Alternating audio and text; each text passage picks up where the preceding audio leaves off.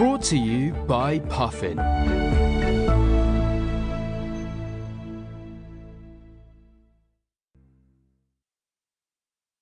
Dragonborn by Struan Murray.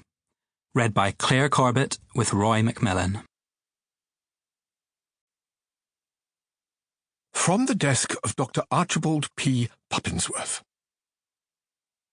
If you're reading this, I'm probably dead, and the reason I'm probably dead is that I wrote the thing you're reading.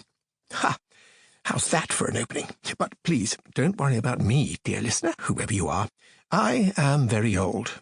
Or was old. Can you still be called old after you're dead? Anyway, I've lived a long, full life, done nearly everything I wanted to do, but I've spent too long keeping secrets. Big secrets, and I just can't be bothered anymore. So, where to begin? As I'm sure you know, 27 years ago I wrote the best-selling book, Myth and Magic in the British Isles, a guide to fairies, giants and otherworldly happenings. It was the work of a lifetime, my lifetime, and everything I've done since then has seemed pointless and stupid. But while this book is certainly a masterpiece, there are some things I'd change had I written it now. The title is too short, for one. You can blame my editor for that, and my writing style much too serious. Not a single joke in over 1,000 pages. But worst of all, there were too many things I could not include, for fear they would get me arrested, murdered, or worse, made fun of.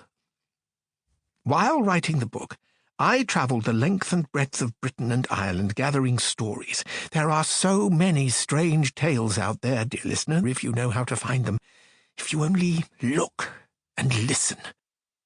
Some were scratched on gravestones or scored on trees. One was carved on a human skull. Tales of monsters, of magic, of a hidden world inside our own. Myths, legends, make-believe. Because that's all they are, aren't they?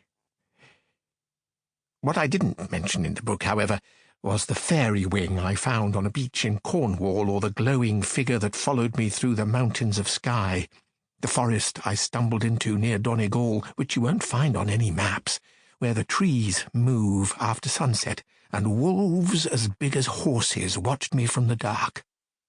What I didn't mention was the trail of fire I saw in the clouds on the night I almost died. Because you see, dear reader, it's all out there. The make-believe made real. If you look hard enough, you'll find that the world is much, much bigger than you thought it was. Yes, laugh. Go ahead. Ha, ha, ha. Got it out of your system? Good. Now shut up and listen. The reason I couldn't put any of this in my book is because there are people out there working tirelessly to keep it all a secret. They'd have burned every copy and made sure I never wrote another word or drew another breath. They are afraid, you see, afraid that we might intrude into the other world, make it angry. And what, I hear you cry, could be so frightening about this other world? Should we fear the giants, the goblins, the fairies, and their magic?